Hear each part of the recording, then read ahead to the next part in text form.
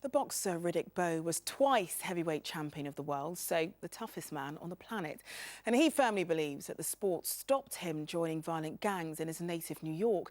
So he's now bringing the message of what can be achieved and avoided to young boxers in London. Rags Martel reports. See what I'm doing? Pippin with it.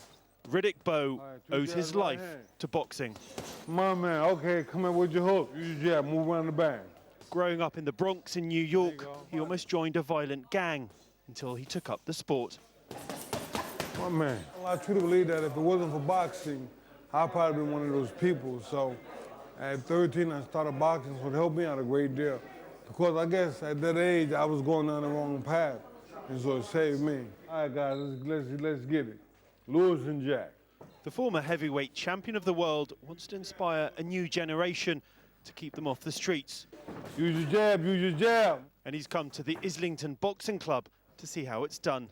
I want to give a hand to boxing. Also the young kids, you know, they're stabbing each other and hurting each other, so I'm trying to eliminate that and we'll get them into the gyms.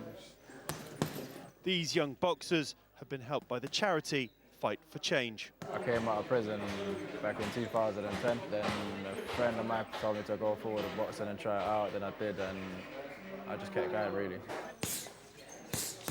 Boxing has helped me a lot in a way of like keeping me out of trouble.